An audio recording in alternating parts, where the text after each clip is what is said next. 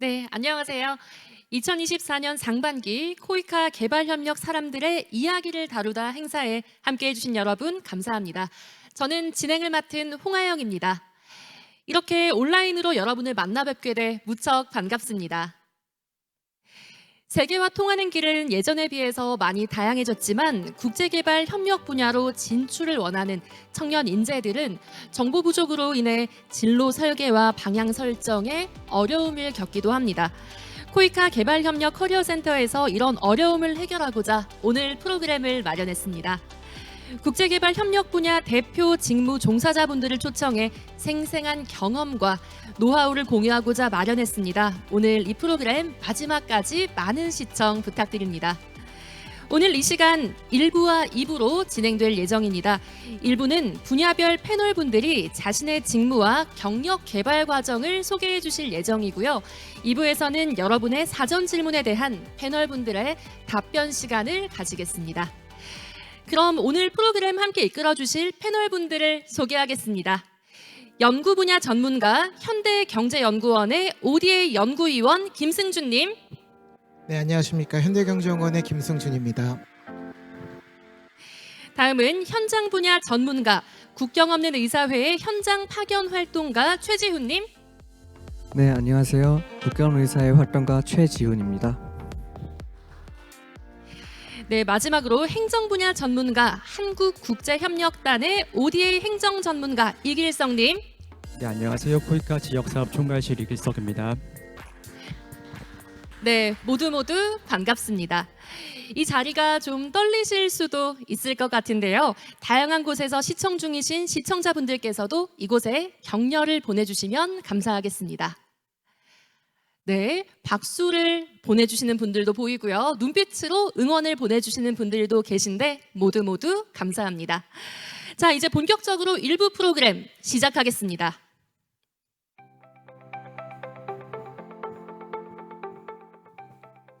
네, 1부는 여러분이 국제개발 협력 분야에서 각자의 길을 찾는데 도움이 되기를 바라면서 준비했습니다. 분야별 전문가의 하루 일과는 어떻고 또 어떤 과정으로 경력 개발을 해오셨는지 궁금하실 텐데요. 첫 번째, 나는 국제개발 협력 분야 연구 전문가가 되고 싶다. 먼저 국제개발 협력 연구 분야의 생생한 이야기 들어보도록 하겠습니다. ODA 사업의 문제 해결사로서 활동하며 각종 현안의 해결 방안을 모색하고 실행해 오고 계신 현대경제연구원의 연구위원 김승준님 박수로 맞아주십시오.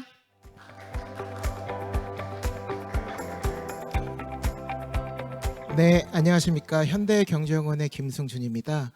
저희 현대경제연구원이 이 국제개발협력에서 어떤 역할을 하는지 궁금해하시는 분들이 많으실 텐데 오늘 이 시간을 빌어 저희 연구원에서 하고 있는 사업들 그리고 저희가 갖고 있는 특성들에 대해서 간략히 소개해드리는 시간 갖도록 하겠습니다. 네. 네, 저희 기관 소개를 먼저 드리면 저희는 현대그룹의 싱크탱크로 오랜 기간 국내 정책 연구 그리고 컨설팅, 인적 역량 강화 등의 사업들을 수행해 왔습니다.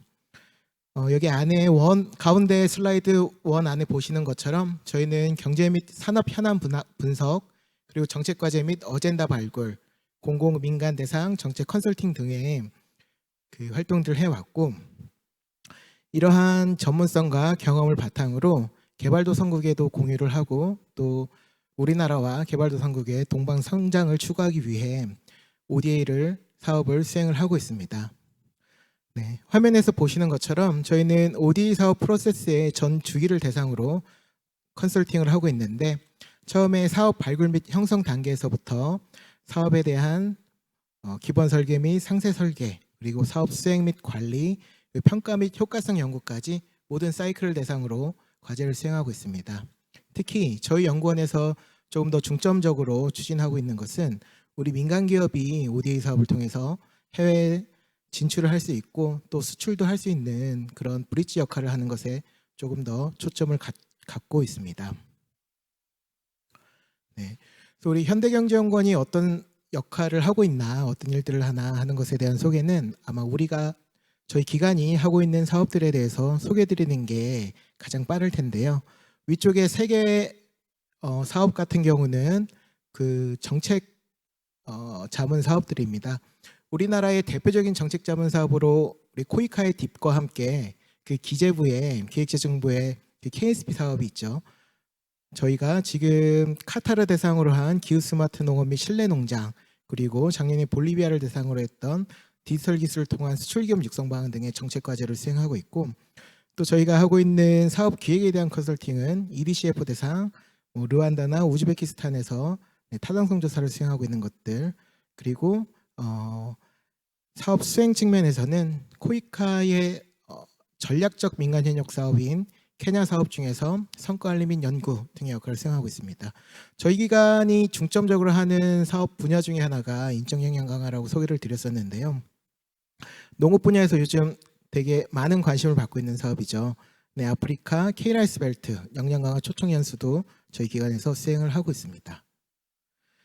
네, 소개드린 사업들 중에 제가 수행하고 있는 사업 2개 정도만 조금 더 세부적으로 소개를 드리고자 합니다. 먼저 2023-24 KSP인 카타르 기후 스마트 농업 및 실내 농장 사업인데요. 여러분 잘 아시는 것처럼 카타르는 농업을 하기에 적합한 기후 환경이 아닙니다. 그럼에도 불구하고 최근 몇 년 전에 주변 국가의 외교적 갈등으로 인해서 그 식량 수입이 차단됐던 경험이 있어서 식량 안보를 국가의 우선적인 전략으로 추진을 하고 있는 상황입니다. 한편 지금 메가 트렌드가 기후변화 대응이지요. 카타르도 여기에 예외가 아니어서 온도가 더 높아지거나 아니면 그 지하수량이 부족해지거나 하는 등의 영향을 받고 있어서 이러한 복합적인 문제들에 대응을 하면서도 어떻게 하면은 식량 생산성을 증가할 수 있는가 하는 게 이 정책 과정을 수행하게 된 배경입니다. 이 과제는 2가지 기대 효과를 가지고 있는데, 첫 번째는 목표의 달성입니다. 카타르가 기후변화에 잘 적응하면서 식량 생산성을 높이는 게 하나 있고, 다른 하나는 우리나라와 카타르의 그 경제 협력을 공고화하는 데 있습니다. 네. 구체적으로 3가지 정책 과제를 하게 되어 있는데, 첫 번째는 카타르 식량 생산 현황 및 기후변화 대응 체계 분석, 2번째는 기후변화 대응과 관련한 국내외 우수 사례 및 기술 공유, 3번째는 이를 바탕으로 한 그 정책 제안입니다. 상단에 보실 수 있는 사진들은 저희가 카타르에서 착수 보고회를 했던 사진이고, 또 현지의 스마트팜 업체들을 방문해서 문제점은 뭐고 또 어떻게 운영되고 있는지 그런 현황 조사들을 했던 자료이고, 아래쪽에 있는 사진들은 지난달에 카타르 그 정부 관계자분들이 한국에 오셔서 뭐 농식품부나 아니면 우리 농촌진흥청, 그리고 그 우리 스마트팜 관련된 민간 기업들 방문했던 사진들입니다. 네, 이게 대표적인 저희가 수행하고 있는 정책 자문 관련 과제이고요. 또 하나는 이거는 코이카의 전략적 민간 협력 사업인데요. 전략적 민간 협력 사업이 굉장히 혁신적이라고 생각하는데, 이유는 최대 15년까지 최대 300억의 예산으로 프로젝트를 할 수 있다는 점입니다. 많은 프로젝트들이 길어야 5년 혹은 7년까지 하기도 하지만 그 기간만으로 좀 결정적인 변화를 만들어내는 게 아쉬움이 있기도 한데요. 처음부터 15년이라는 기간을 그 상정해 놓고 최대치로 상정해 놓고 들어가기 때문에 다양한 시도들을 할 수 있습니다.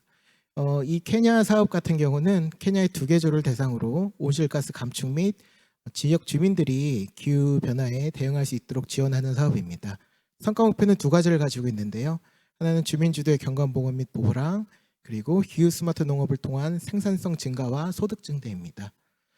이 사업에서 저희 기관이 하고 있는 역할은 성과 관리 및 연구인데, 왼쪽 도식에서 보실 수 있는 것처럼 저희는 그 대표적인 사업 논리 모형인 PDM을 기반으로 성과 관리를 하고 있고, 그 PDM의 성과 체계, 그리고 거기에 해당하는 KPI들, 지표들이 있죠. 그 지표들을 대상으로 기초선, 종료선 조사를 수행하고, 그렇게 수집된 데이터를 바탕으로 영향평가를 수행하고, 또한 연구를 수행합니다. 여기서 도출되는 결과들, 이게 에비던스로서 이 사업의 주관사는 월드비전입니다. 이 월드비전이 케냐에서 수행하고 있는 어드보카시 활동을 위한 근거를 제시를 해주고, 또 이 사업이 최대 15년까지 연장될 수 있다고 말씀드렸는데요. 그 2번째 페이즈 사업을 기획할 수 있도록 이런 에비던스들을 찾고 모으고 있습니다. 네, 보시는 것처럼 네, 저희가 이제 연구 주제 다양한 이 되게 귀하죠. 1차 데이터 굉장히 귀하죠. 다양한 연구들을 하게 될 텐데 저희가 서울대학교랑 같이 연구를 하고 있고 저희가 연구 주제로 갖고 있는 것 중에 하나는 주민주도로 경관복원 사업을 하는데 과연 이게 우리 인터벤션의 핵심인데 이 경관복원 사업이 주민들의 소득에는 어떻게 영향을 끼칠 수 있을까? 경관복원 사업이 긍정적인 효과를 줄까 오히려 마이너스 효과를 주지 않을까에 대한 그런 연구를 그 인과관계를 찾아내는 연구를 수행할 계획입니다. 네, 저희 기관이 하는 ODA 사업이 어떤 거고 주로 지금 어떤 과제들을 하고 있고 이런 대표적인 사업들을 소개를 드렸습니다. 조금 더 궁금하신 분들은 저희 홈페이지 방문해 주시면은 좀 더 많은 설명들이 있고요. 다음은 이제 저희 경력 개발 과정에 대해서 소개를 해드리게 되었는데 사실 경력이라고 할 만한 대단한 건 없고요. 제가 어떤 고민들을 하면서 일을 해왔고 또 일하고 있는지 좀 공유하고 소개해 드릴 수 있는 시간이었으면 좋겠습니다. 네, 저는 지금 현대경제연구원에 재직 중에 있고요. 그 전에는 이제 컨설팅 회사, ODA 사업들 컨설팅하는 회사들에 있었고 개인 컨설턴트로도 오랜 기간 활동을 했습니다. 그리고 경력의 시작은 NGO에서 시작을 했었습니다. 네. 처음에 국제개발 협력에 관심을 갖게 된 계기는 군 생활을 하면서 생각할 시간이 엄청 많았습니다. 생각할 시간이 엄청 많았는데 그때 여기 화면 하단에 보이시는 것처럼 그 빅터 프랭클 교수님의 죽음의 소용서라는 책을 읽게 되면서 많은 고민들을 하게 됐었고요. 젊은 시절에. 네, 그리고 그 무렵에 이제 제프리 삭스 교수님의 빈곤의 종말에 대해서 읽게 됐었고 그래서 극단적 빈곤이라는 사회적 문제에 대해서 알게 됐고 그걸 직접 경험해 봤으면 좋겠다 싶은 마음에 NGO에서 인도나 케냐, 베트남 등에서 네, 활동을 했습니다. 그렇게 현장에서 활동을 하면서 이제 매우 의미 있는 일들을 하고 있지만 어떤 구조적인 변화에 대한 그 필요성이 있지 않을까 그리고 그런 쪽에서 조금 더 내가 활동을 하면 좋겠다라는 생각을 갖게 됐었고 그 무렵에 마침 또 빈곤에서 권력으로라는 책을 읽게 되었는데 이 책에서는 이 굿 거버넌스와 사운드 폴리시를 강조하고 있습니다. 네, 그러면서 정책대학원에서 개발 정책을 공부하게 됐고요. 이후에는 조금 더 정책과 관련된 ODA 사업들을 하고 싶었고 그래서 코이카의 국별협력 사업이나 개발 컨설팅으로 분류되는 딥 사업 등을 해왔습니다. 오늘 이 자리에 온라인으로 참여하고 계신 많은 분들이 고민하고 계실 텐데요. 분야 전문성에 대한 고민 혹은 제너럴리스트에서 고민 이런 것들을 하게 되실 텐데 저 또한 내가 어떤 전문성을 가지고 앞으로 활동할 수까에 대한 고민을 했었고 저는 농업 및 자원경제학 자원경제학 공부를 시작을 하게 되었습니다. 조금 전에 말씀드렸던 것처럼 극단적 빈곤에 대한 문제의식에서 제가 이쪽 분야 일을 하게 됐다고 소개를 드렸는데요. 이 극단적 빈곤층의 3분의 2는 농촌 지역에 거주하고 있고 그들 중에 다시 3분의 2는 농업과 직간접적으로 연결이 되어 있습니다. 그래서 제가 했던 고민들이나 제가 해온 일들이 자연스럽게 농촌 개발로 연결이 될 수 있었고 저의 경험이나 고민들 그리고 앞으로의 전문성들을 하나로 묶기 위한 공통 분모로서 네, 농경제 공부를 선택을 했고 저희 현대경제원 같은 경우는 이러한 정책 연구 그리고 컨설팅 현장 경험 등이 다 조화돼서 일할 수 있는 최적의 환경이라고 생각이 되어서 지금 입사해서 일을 하고 있습니다. 네, 이상입니다. 경청해 주셔서 감사합니다. 네, 감사합니다. 위원님께서 직접 수행하신 활동들 또 요즘 기후 위기에도 관심 많은데 많은 시민들이 또 관심을 가질 주제라서 더 뜻깊게 와닿았던 것 같고요. 또 개인적 경험과 동기에 대해서 말씀해 주셔서 더 집중해서 들을 수 있었던 것 같습니다. 국제개발협력 현장에서 실질적인 변화를 이끌어내는 과정도 참 인상적이었고요.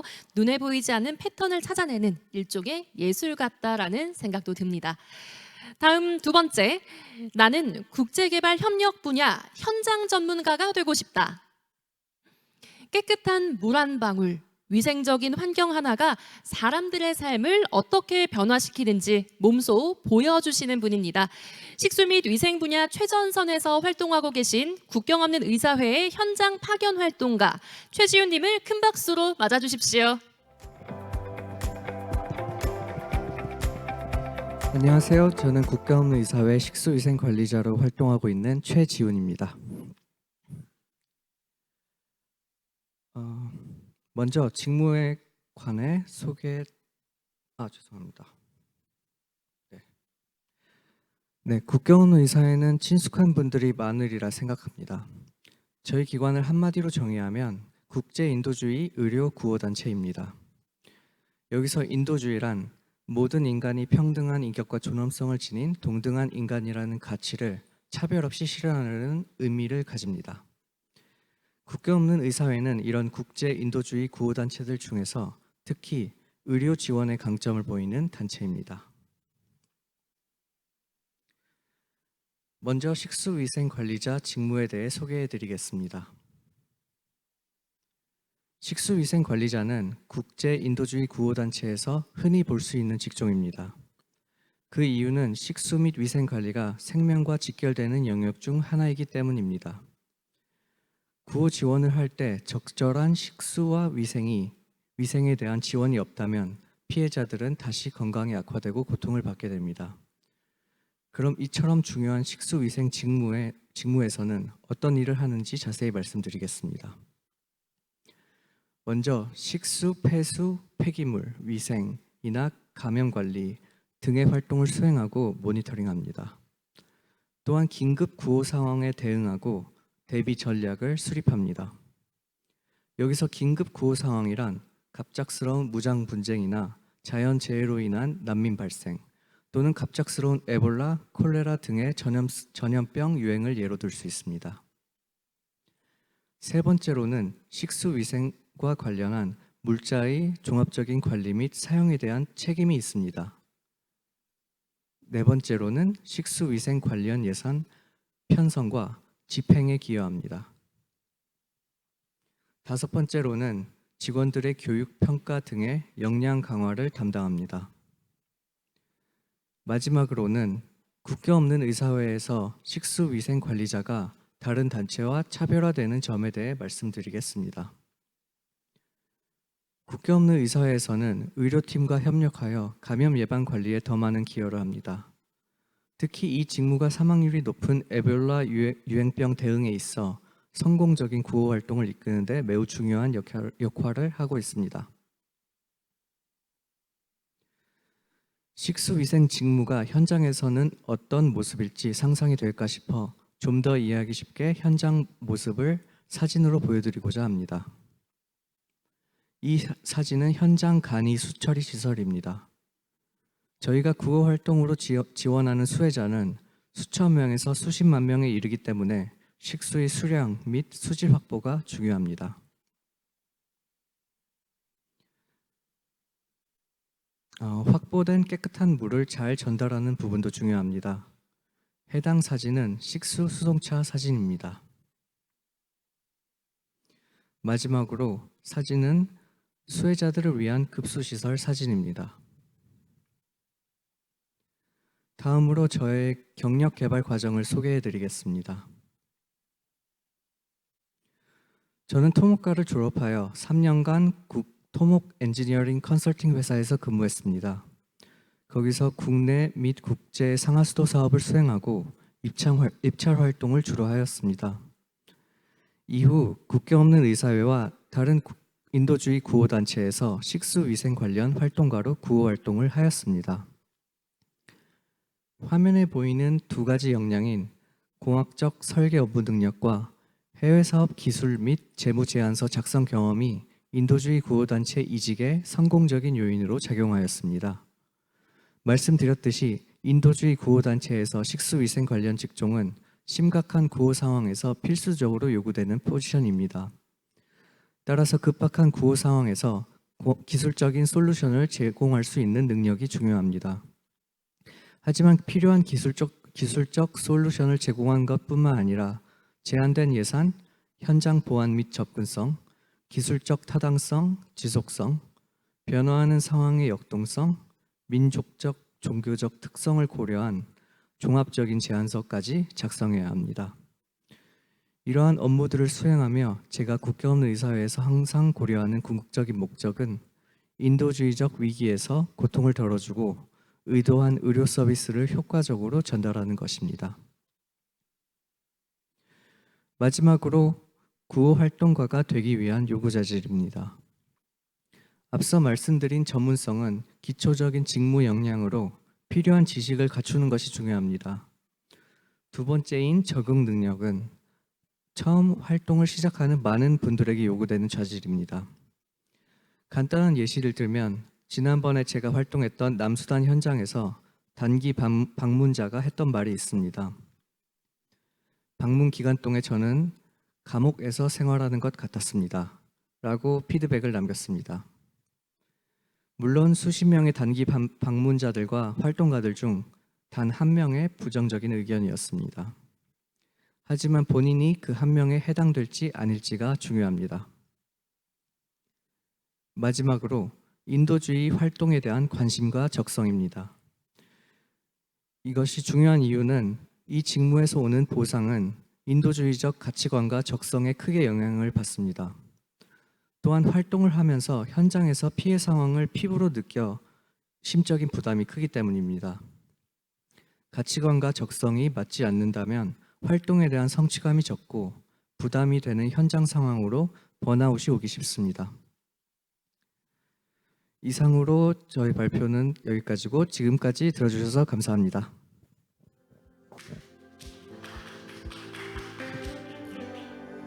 네, 최지윤님 발표 잘 들었습니다. 단순히 환경 문제뿐 아니라 식수, 위생, 그리고 수량 확보, 수송과 분배하는 이 과정을 보니까 인간의 존엄성을 지키고 또 모두가 기본적인 인권을 누릴 수 있도록 최선을 다하고 계시는구나라는 생각이 듭니다. 또 개인적인 경험인 그 컨설팅 회사에서 구호단체로의 이직까지 말씀해 주셔서 많은 분들이 또 도움을 많이 받으시지 않을까 싶습니다. 현장 파견을 통해 국제적인 인도주의 활동의 중요성을 또 깊이 이해하고 국제적인 사회 경험을 쌓으며 글로벌한 시각을 기를 수 있는 기회가 더 많아질 수 있겠다라는 생각이 듭니다. 다음 세 번째 듣겠습니다. 세 번째, 나는 국제개발 협력 분야 행정 전문가가 되고 싶다. 국제개발 협력 프로젝트가 어떻게 기획되고 관리될까? 이번 이야기를 통해서 어떤 역량과 경험이 필요한지를 이해하실 수 있을 것 같습니다. 행정가로서의 도전과 보람을 느껴보시길 바라며 우리나라의 대표적 무상원조 개발협력 프로젝트 성공을 위해서 헌신하고 계신 한국국제협력단의 이길석 과장님 큰 박수로 맞아주십시오.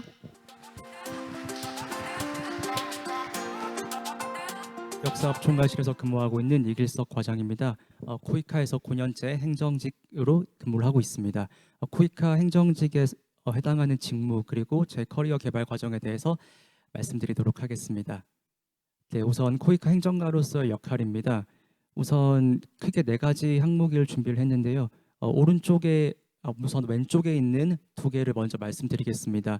첫 번째 왼쪽 상단에 있는 박스를 보시면은 개발협력 프로젝트 기획 및 관리가 있습니다. 여기서 프로젝트라고 하면 국별협력 사업뿐만 아니라 민관협력 사업, 기업협력 사업, 그리고 좀 더 익숙하실 수 있는 WFK 해외 봉사단 파견 사업, 그리고 연수생 초청 사업 등 여러 가지가 모두 프로젝트에 해당할 수가 있습니다. 이런 개발협력 프로젝트를 기획하고 관리하는 업무가 제가 생각할 때는 코이카 행정가의 어떤 중요한 업무라고 생각합니다.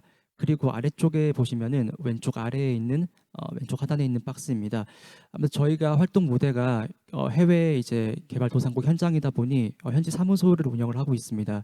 현지 사무소 운영뿐만 아니라 다양한 앞서 말씀드린 프로젝트를 적절히 추진하기 위해서 지원하는 여러 가지 업무들이 있습니다. 뒤에서 묵묵하게 지원하는 업무들이 많이 있고요. 그리고 오른쪽에 보시면은 예산 집행 그리고 보고서 작성이 있는데요. 코이카가 아무래도 이제 제가 먼저 소개드린 걸 깜빡했는데 그 외교부 산하의 준 정보기관으로 이제 흔히 생각하시는 이제 공공기관 중에 한 곳입니다. 그러다 보니까 이제 교부받은 예산을 책임감 있게 집행하고 관리하는 업무가 무엇보다 중요하고요. 그리고 공공기관이라고 하시면 상상하시는 것처럼 보고서 작성, 행정직의 숙명일 것 같은데요. 보고서 작성하고 시한 내에 제출하는 업무가 중요 업무라고 생각합니다. 다만 이제 코이카 내에도 정말 다양한 같은 행정직 내에서도 다양한 직무들이 있는데요. 보다 좀 더 상세하게 정리된 자료를 혹시 궁금하시면은 저희가 NCS 기반으로 채용을 하고 있고 이런 직무 기술서라는 것이 이런 채용 공고나 이런 데 보시면은 첨부로 들어가는 것으로 알고 있습니다. 한번 검색을 해보시면 보다 상세한 어떤 직무 기술 내용을 확인하실 수 있을 것 같습니다. 네, 다음으로 하루 일과인데요.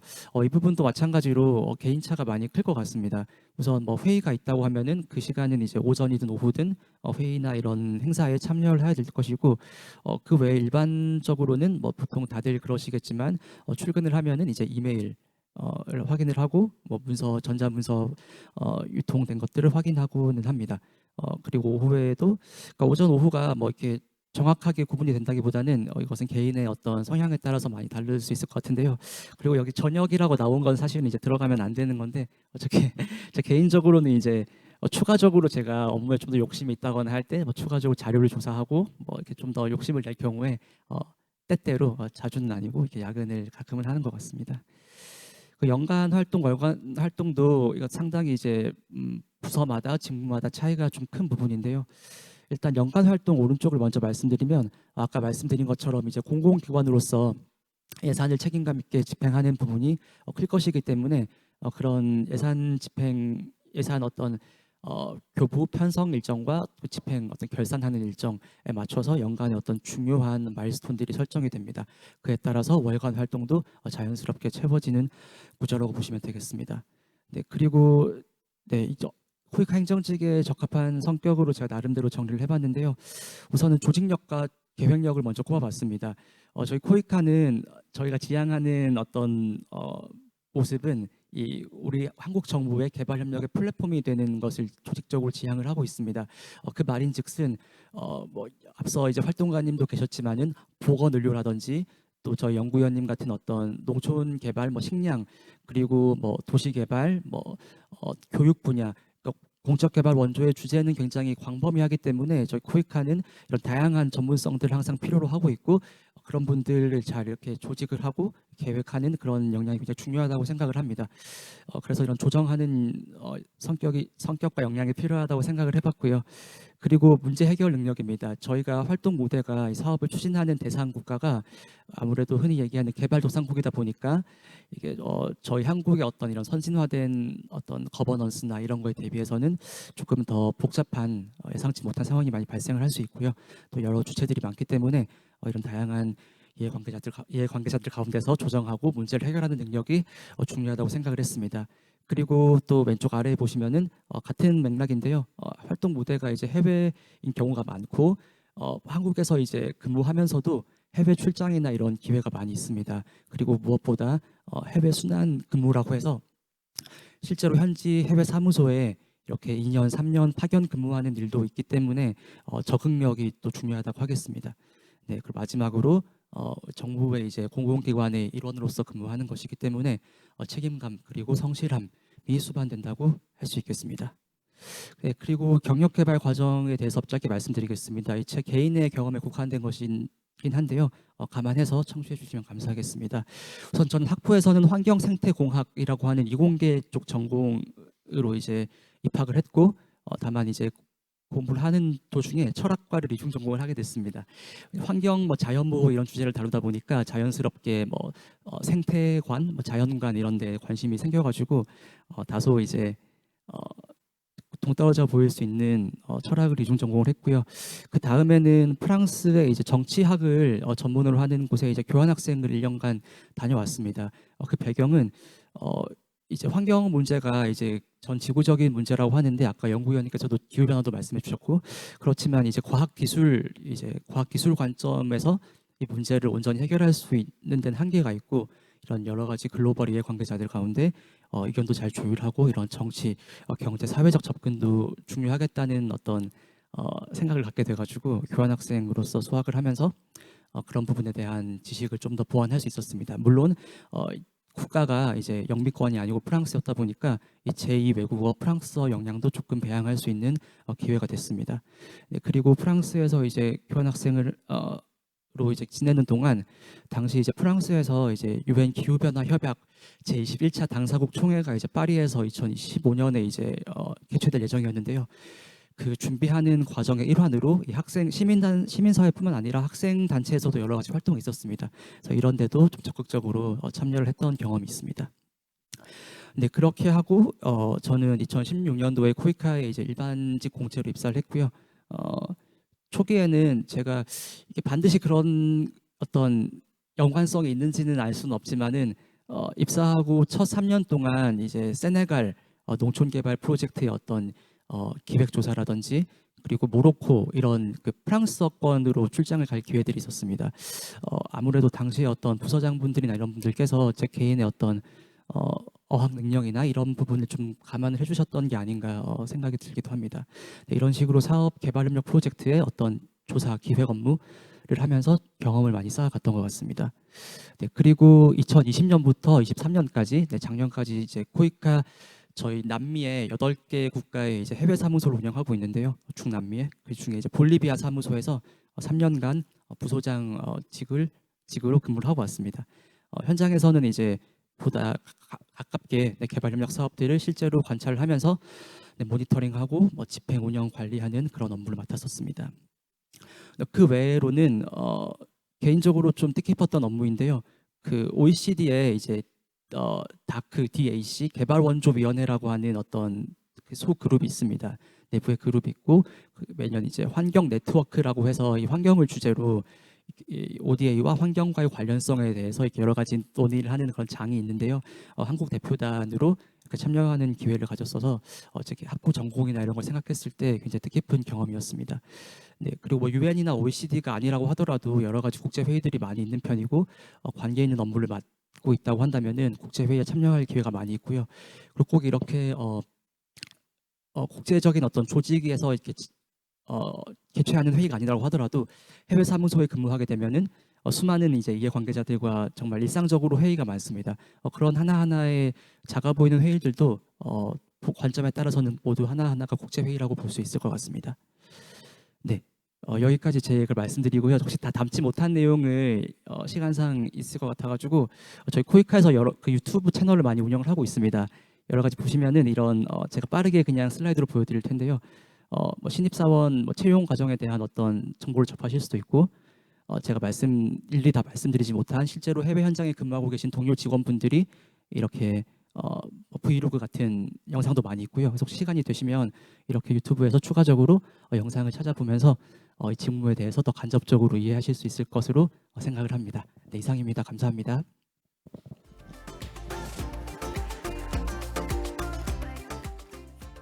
네, ODA 행정가로서 귀중한 경험과 통찰을 나눠주셔서 감사합니다.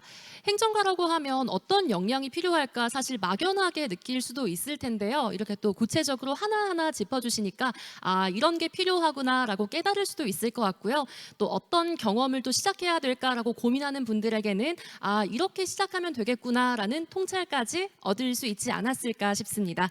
우리나라 국제개발 협력 프로젝트가 또 어떻게 기획되고 관리되는지 행정가로서 중추적인 역할과 도전 정신에 대해서 알려주셔서 감사합니다. 네, 이것으로 2024년 상반기 코이카 개발협력 사람들의 이야기를 다루다 1부를 마무리하겠습니다. 각 분야 전문가분들이 나 어떤 거 하고 있다 이런 말씀만 하셨는데도 시간이 참 빨리 간 것 같아요.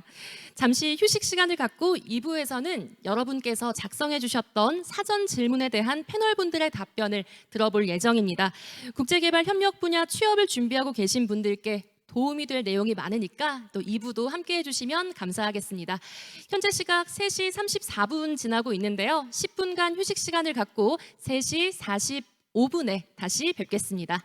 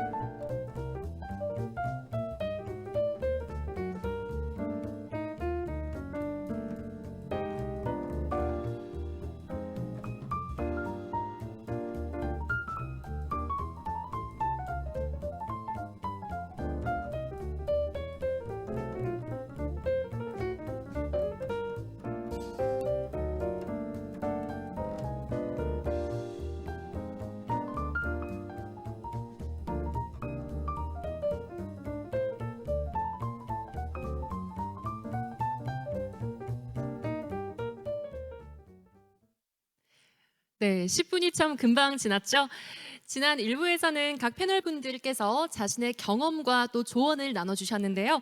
2부에서는 시청자 여러분의 적극적인 참여와 관심이 더욱 풍성하게 만드는 시간입니다. 질의응답 시간을 가질 텐데요. 먼저 세 분의 패널께 공통 질문을 드리겠습니다. 화면이 띄워졌나요? 네. 경력 개발 과정에서 멘토 또는 네트워킹이 어떤 역할을 했는지, 좀 긍정적인 역할을 했는지 궁금한데요. 김승준 위원님부터 말씀 부탁드리겠습니다. 네, 감사합니다. 네, 저는 그 국제개발 협력 분야에서 네트워킹이나 또 멘토가 굉장히 중요하다라고 생각을 합니다. 지금 여기에 참여하고 계신 분들 중에는 학교에 소속돼 있거나 아니면 일하고 있거나 하시는 분들도 계실 텐데요. 학교에서의 네트워크도 그리고 지금 일하고 있는 주변 분들과 그리고 이해관계자분들과의 네트워크가 매우 중요합니다. 저 같은 경우는 한 4, 5년 전쯤에 코이카에서 이제 최초의 프로그램이라고 말씀하시는 그 메콩 평화 공동체 개발 프로그램 기획에 참여할 기회가 있었는데 이거는 지인을 통해서 건너서 소개를 받게 됐었습니다. 저는 이 과제를 수행하면서 많은 걸 배우기도 했고 나중에 이 현대경제원에 입사할 때나 혹은 이제 다른 저에 대해서 어디서 소개를 해야 될 때 저희 이제 대표적인 실적으로 소개를 드리고 있습니다. 그리고 또 최근에도 벌써 2, 3년 됐네요. 네, 국무조정실에서 이 정책자문 ODA 사업들을 전반적으로 평가하는 과제가 있었는데 이때도 마찬가지로 그 건너서 소개를 받게 됐고 제가 해오던 사업과는 조금 결이 다른 그 과제들을 하면서 저는 이제 주로 코이카나 산자부 쪽 과제들을 했었는데 그 외에 다른 정부 부처들의 정책 컨설팅 과제는 어떻게 되는지를 보고 또 이해할 수 있는 그런 좋은 기회가 됐습니다. 조금 요약하자면 이 네트워크를 통해서 일반적으로 접근할 수 없는 혹은 공지나 선발을 거치지 않는 그런 과제들에 참여할 수 있는 기회를 갖게 될 수도 있고요. 이거는 여러분 대표적인 경력으로서 나중에 입사 준비하실 때나 할 때 좋은 결정적인 영향을 끼칠 수 있다고 생각합니다. 매 순간마다 정말 최선을 다해야 된다. 이 말도 좀 맞을까요? 어떻게 생각하세요? 네, 쉴 때는 좀 쉬고 네, 열심히 하면 될 것 같습니다. 네, 말씀 감사합니다. 이어서 최시훈 활동가님의 말씀도 궁금한데요. 어떠실까요? 네, 저와 같은 경우는 경력 개발 과정에서 멘토와 관련 네트워킹은 진로 개발 차원에서 현실적이고 효과적인 조언을 해줬고 도움을 받았습니다. 예를 들어서 제가 보완하고 개발해야 될 역량을 보충해주기도 하고 교육 기회를 제공해주기도 하였습니다. 개발해야 할 역량을 보충해 주거나 교육 기회를 제공해 주기도 한다. 역시 사람과의 관계가 좀 중요하지 않을까라는 생각이 드는데 그런 관계 유지를 위해서도 많은 노력을 또 하셨을까요? 네. 그런 관계 유지를 위해서 제가 만나는 직장 또는 이해관계자들과 연락을 지속적으로 하고 관계를 지속하고 있습니다.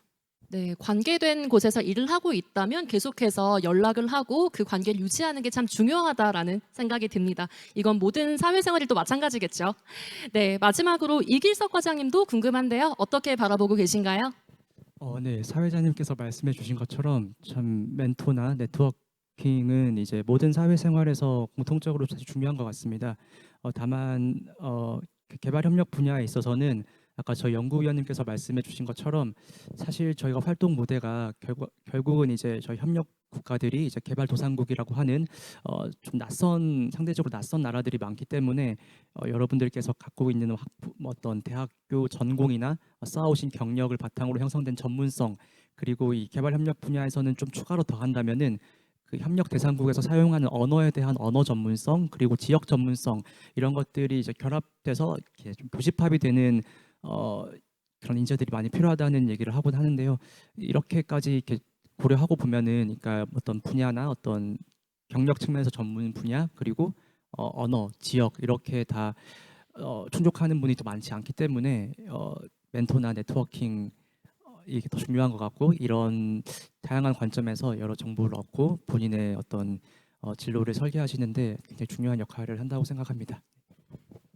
폭이 좁을수록 그런 정보를 얻을 기회가 많지 않기 때문에 최대한 정보를 많이 얻기 위해서 노력하고 멘토나 주변에 도와줄 만한 분이 계신다면 잘 말씀드려서 많은 정보를 얻어내는 게 또 경력 개발에 유리하지 않을까 생각이 듭니다. 자, 지금까지 사실 좋은 말씀 많이 들었습니다. 이제는 좀 현실적인 고민에 대해서도 궁금한데요. 자, 공통 질문 드리겠습니다. 현재 겪고 있는 고민, 생각하고 있는 고민과 5년 후, 10년 후 나의 모습은 어떻게 생각하시는지 궁금한데요. 역시 김승준 연구위원님부터 말씀 부탁드립니다. 네. 항상 하는 고민은 전문성에 대한 고민입니다. 내 전문성은 뭘로 가져가야 될 것인가? 그리고 내 경쟁력은 어떻게 강화해 나갈 수 있을까? 이런 부분들이 항상 고민하는 부분이고요. 요즘 그런 측면에서 제가 고민하고 있는 것은 농식품 ODA 관련한 내용들인데 여러분 잘 아시는 것처럼 개도국은 농업 기반인 국가들이 많고 그 농업 기반 국가들이 산업화를 하는 과정에서 대표적인 경공업인 그 식료품 산업을 육성하고 있습니다. 반면 우리나라의 경우는 농업 농촌개발 ODA는 많지만 우리 농식품과 관련한 ODA는 사실 많지가 않습니다. 그거는 이제 농업부와 이제 산자부 이게 부처의 문제가 아니고요. 이게 1차 산업이냐 2차 산업이냐의 차이 때문에 약간 그레이 영역이 있어서 그런데 우리나라가 K푸드가 지금 많이 각광을 받고 있는데 그리고 우리나라 식품 기업들도 해외 진출을 많이 하고 싶어 하고 이런 것들이 잘 연결이 돼서 ODA 사업으로서 개도국의 경제 발전도 돕고 또 우리나라 식품 기업들이 진출할 수 있도록 돕고 또 조금 더 확장해 나간다면은 우리 아까 카타르 소개드리면서 식량 안보에 대한 말씀을 드렸는데 그 이코노미스트지가 식량 안보 지수를 발표하는 게 있는데 거기 최근 안보 지수가 우리나라가 조금 더 낮습니다. 카타르보다. 우리나라도 식량 안보가 남의 나라 문제가 아닌데 해외 농업 개발 그리고 해외에서의 곡물 수급 등 이런 게 다 연결이 돼 있는 거기 때문에 농식품 ODA가 잘 기획되고 또 잘 수행되면서 좋은 모델이 만들어질 수 있도록 그리고 이걸 계기로 양국 경제 협력도 되고 민간 기업들 간의 교류도 활성화되는 그런 일들을 하면 좋겠고 또 하나는 우리 케냐나 카타르도 마찬가지인데 기후변화 대응과 관련한 사업입니다. 기후변화가 메가 트렌드고 사실 기후변화에 가장 직접적인 영향을 받는 게 농업입니다. 그런 만큼 많은 농업 사업들이 기후변화랑 관련해서 만들어지고 있는데 이쪽에서도 네, 좋은 사실 기후변화랑 관련한 이슈가 굉장히 많고 이걸 프로젝트화하거나 특히 성과 관리하기가 매우 어려운데요. 네, 이런 쪽에서 좋은 모델이 만들어질 수 있도록 고민하고 또 연구해 나가도록 하겠습니다. 네, 한편 5년 후 10년 후 미래는 먼 미래라서 아직 잘 모르겠습니다. 감사합니다. 네, 가까운 미래에 대한 전문성에 대해서 이제 말씀해 주셨고 그런데요.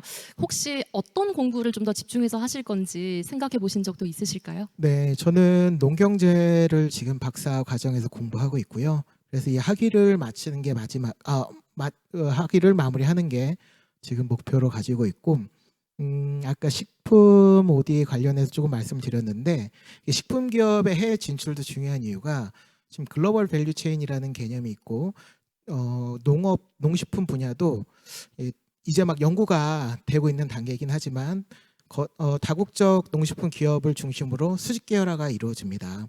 그래서 여기에 어떤 형태로 참여하느냐가 그 나라 경제나 혹은 농민들에게 끼치는 영향들이 발생을 하는데 이런 부분들을 조금 더 공부를 하고 싶습니다.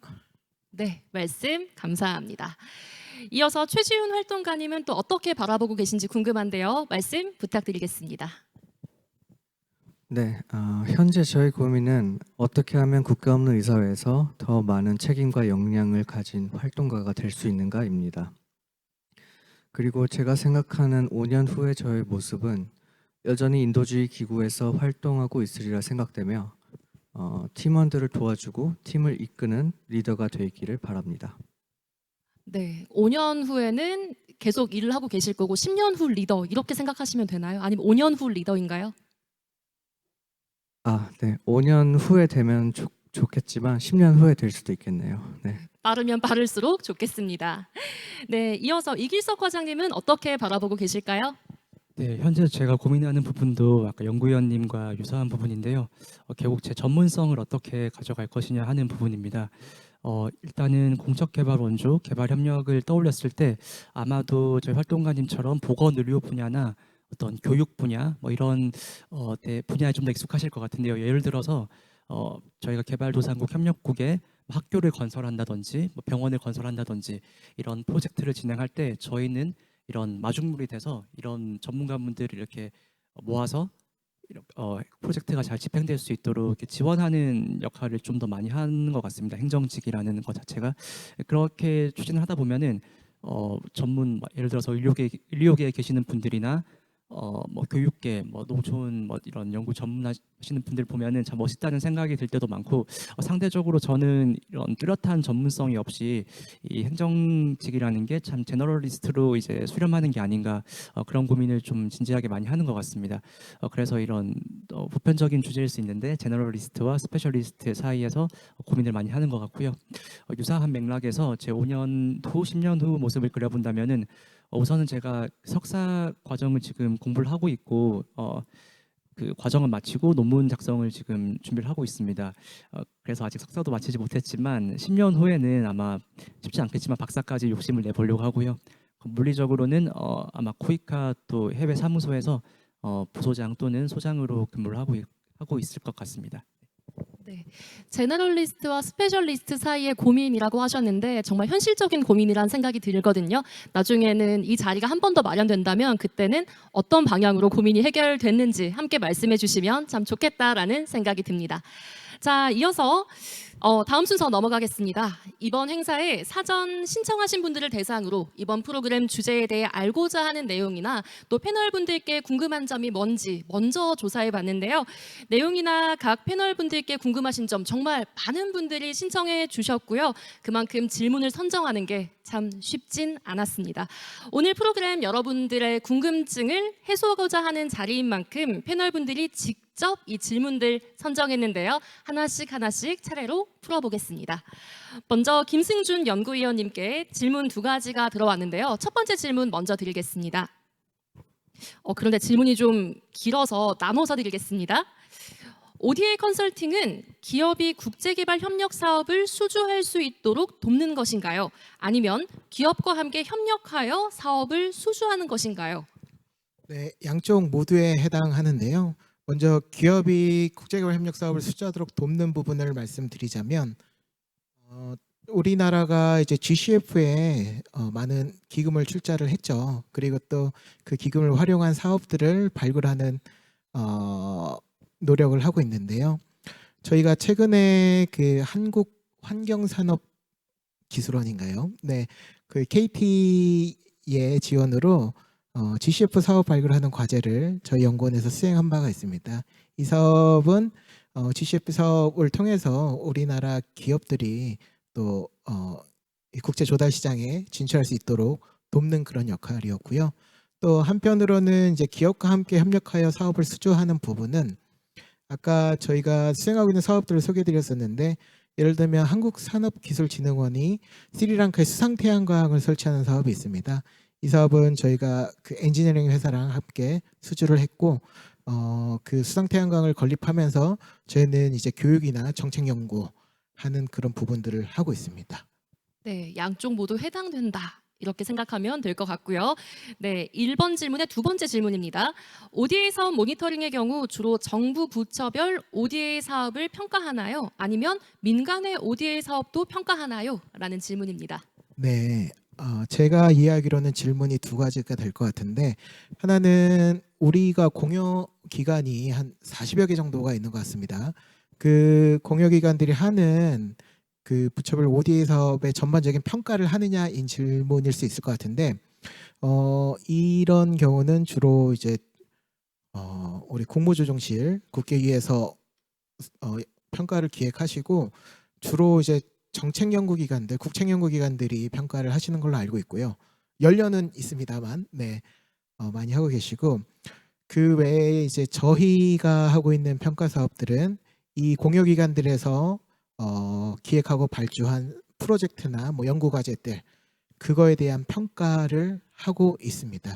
아마 민간의 ODA 사업도 평가하냐는 질문은 아마 공여기관에서 발주하고 민간에서 수행한 ODA 사업을 평가하는가라는 질문인 것 같고, 네, 그래서 앞에 답변드렸던 것처럼 네, 저희의 사업 평가 대상입니다.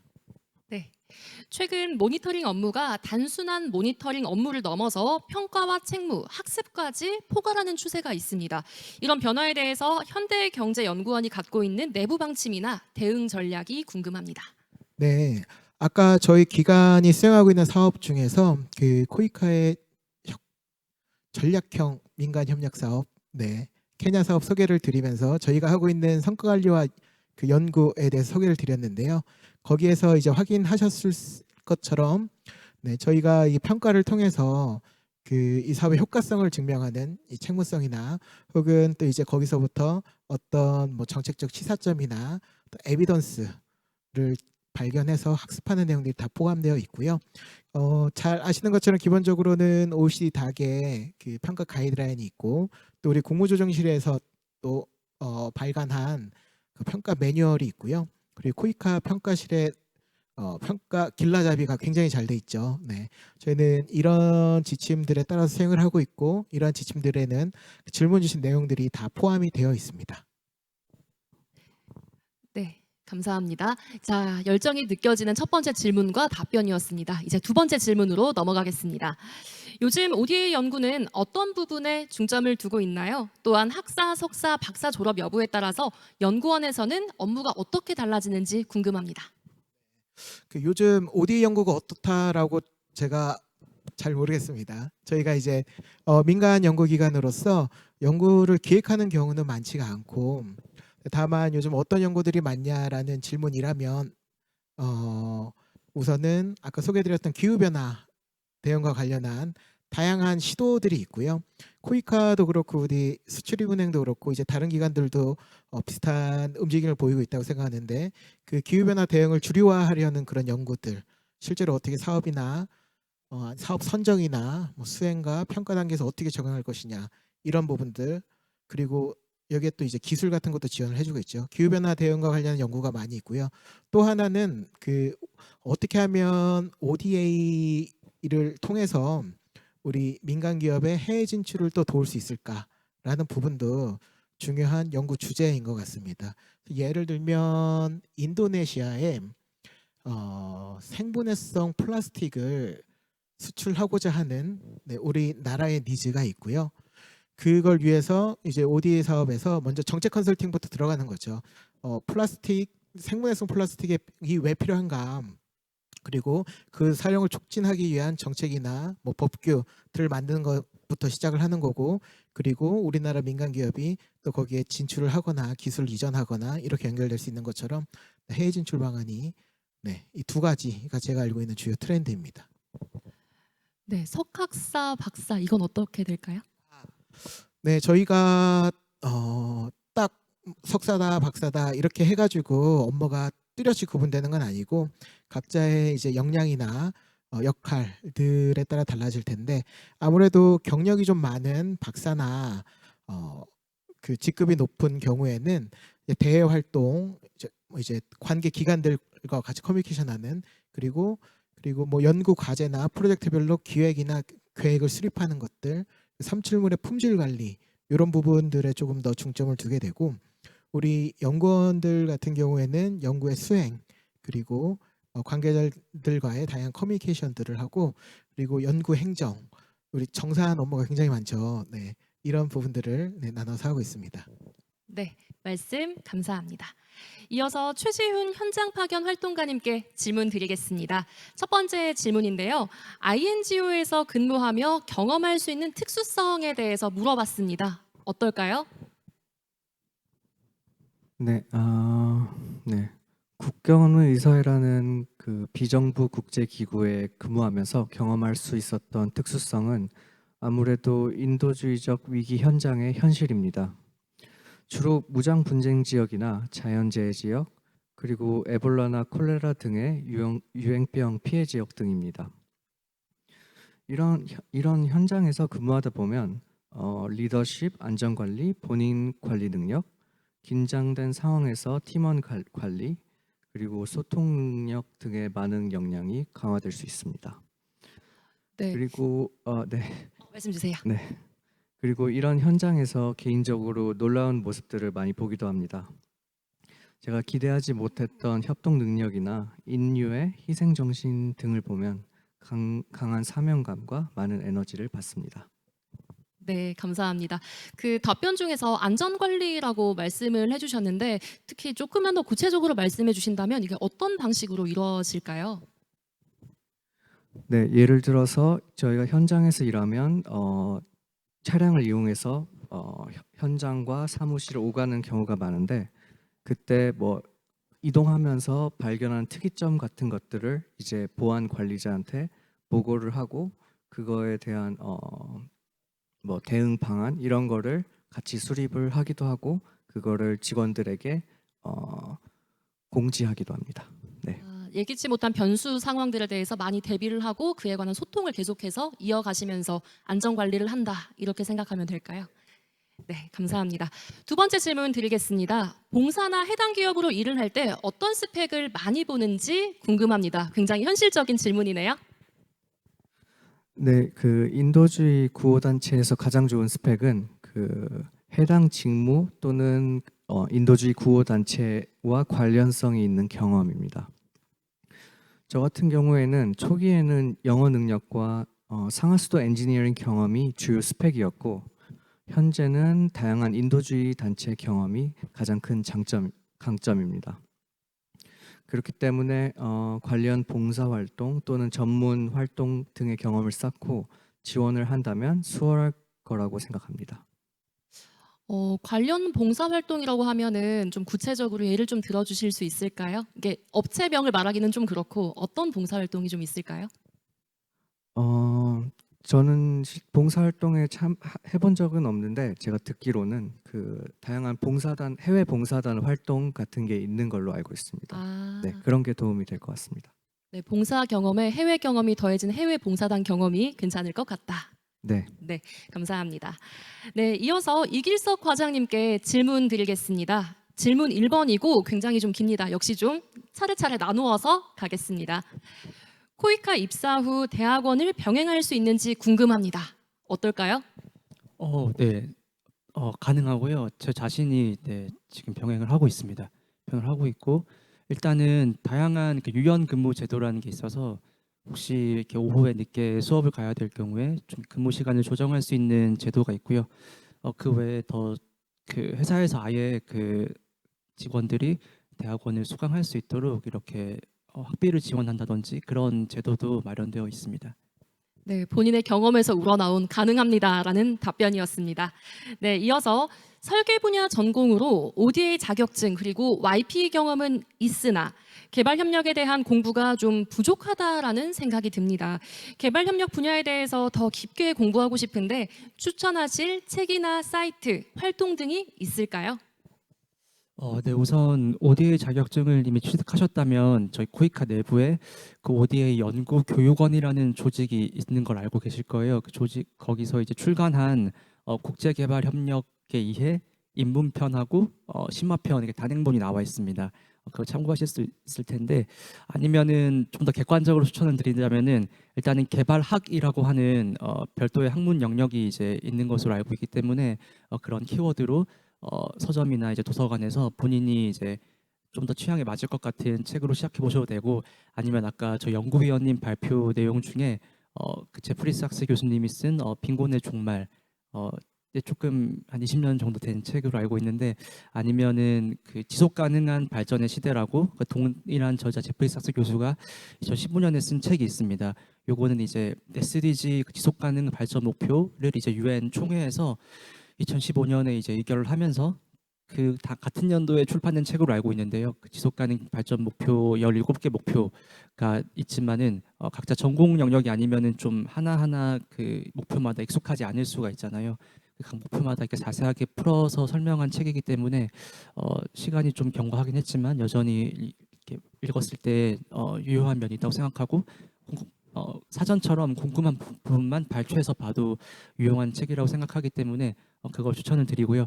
그리고 영상 하나 추천드리면은 설계 전공이라고 하셔가지고 저희 코이카 개발 협력 사업 중에 그 콩고 민주공화국 DR 콩고를 대상으로 그 나라의 국립 박물관을 이제 건립을 지원한 사례가 있습니다. 그 사업 같은 경우는 아무래도 국립박물관이라고 하는 어떤 건축물이 그 나라에 갖는 어떤 상징적인 의미 등을 고려해가지고 그 설계에서부터 굉장히 고민을 많이 했던 사업으로 알고 있는데요. 네, 그때 설계를 담당해 주셨던 그 정림건축의 특정 기업 이름을 언급하는 게 적정할지 모르겠습니다만 아무튼 그 정림건축에서 그 디자인을 하면서 이제 고민했던 부분들 여기 사진을 보시면 이게 콩고 어떤 전통 문양이라고 해요. 이런 문화에 대한 탐구부터 단순 설계 이런 공학적인 접근이 아니라 여러 고민을 하신 그 디자인 스토리를 이렇게 유튜브 그 영상으로 남긴 게 있더라고요. 그래서 유튜브에서 뭐 콩고 박물관, 뭐 코이카, 설계 이렇게 키워드를 하시면 이 영상을 찾아보실 수 있거든요. 설계 전공이라고 하시면은 이 설계 부분과 그리고 개발 협력이 만나는 어떤 접점에 해당하는 유용한 영상이지 않을까 해서 추천드리고 싶습니다. 네. 코이카, 콩고, 박물관 정도로 검색하시면 아마 바로 확인 가능하실 것 같고요. 아까 빈곤의 종말은 이제 오늘 2번 언급이 됐고 책 한 권을 더 소개해 주셨는데 조금 빨리 말씀해 주셔서 못 들었습니다. 그 지속 가능한 발전의 시대. 영어 원제는 아마 The Age of Sustainable Development 이런 책으로 알고 있고 번역돼 있는 것으로 알고 있습니다. 지속 가능한 발전의 시대. 네, 많이 읽고 또 도움을 받으셨으면 좋겠습니다. 이어서 질문 1번의 세 번째 질문입니다. 전공을 살려 코이카에 입사하고자 한다면 조언해 주실 만한 내용이 있을까요? 특히 어떤 부서와 가장 잘 맞을지 궁금합니다. 혹시라도 이 친구는 코이카 외에 다른 기관 또는 기업이 더 잘 맞을 것 같다라고 생각하신다면 그 이유와 추천하는 기관, 기업도 궁금합니다. 네, 우선 아까 말씀드렸던 것처럼 이 국제개발 협력의 분야라는 것이 굉장히 광범위할 수가 있습니다. 뭐 보건의료, 식량, 농촌, 농촌 개발 여러 가지가 있을 수 있는데 그 중에 도시 개발 분야도 중요한 부분 중에 하나고 실제로 코이카에서도 어떤 도시 분야에 대한 지원 전략을 별도로 수립한 적도 있을 정도입니다. 실제로 코이카 내에서 저 같은 일반 행정직 말고 전문 직종들이 이제 곳곳에 있는데요. 일단은 실제로 코이카 내부에 그 설계 건축가 분들도 계시고 그리고 도시 분야를 이제 전문으로 하시는 전문가님도 계시고요. 다만 이런 전문 직종은 전체 직원 대비 이 채용 규모가 이제 크지 않은 편이고 채용 시점도 예측하기 다소 어려운 부분이 있습니다. 그렇지만 요약해서 말씀드리면 코이카 내에서 어떤 설계나 건축 부문에 대한 전문성을 일반직으로 이제 입사하게 되시면은 다소 충분히 발휘하지 못할 수도 있을 것 같아요. 다만 반드시 코이카 입사가 아니라고 하더라도 아까 제가 말씀드린 것처럼 저희가 코이카가 개발 원조 사업을 수행함에 있어서 해외 협력국에 병원을 건축한다든지 학교를 건축한다든지 여러 가지 인프라를 건축하는 사업이 굉장히 많기 때문에 어떤 컨스트럭션 매니지먼트 건축 관리 업무나 이런 부분으로도 이 개발 원조 사업에 충분히 참여를 하실 수 있습니다. 일반 민간 어떤 건축 사무소나 이런 쪽으로 이제 진출하셔도 항상 이제 ODA랑 접점은 남아 있다고 생각이 되기 때문에 반드시 코이카가 아니더라도 좀 폭넓게 고민하실 수도 있지 않을까 조심스럽게 의견을 말씀드려봅니다. 네, 답변 감사드립니다. 이제 두 번째 질문 드리겠습니다. 코이카에서 근무하게 되면 해외 순환 근무를 한다고 들었는데 어떻게 운영되는 시스템인지 궁금합니다. 네, 우선 제가 발표 때 말씀드린 것처럼 저희는 활동 대상 지역이 저희 협력 국가들이 해외 이제 소위 개발 도상 국가들이기 때문에 총 50여 개 국가에 현재 저희가 47개 해외 사무소를 운영하고 있고 그 외에 어떤 주재원이라든지 이런 많은 해외에 근무할 수 있는 그런 포스트들이 많이 있습니다. 우선은 저처럼 일반 행정직으로 입사를 하게 되시면은 입사하고 나서 처음 2년 동안은 한국에 있는 그 코이카 본부에서 근무를 하게 됩니다. 입사한 지 2년이 경과한 시점부터 이 해외 사무소의 파견에 이제 지원을 하실 수가 있고요.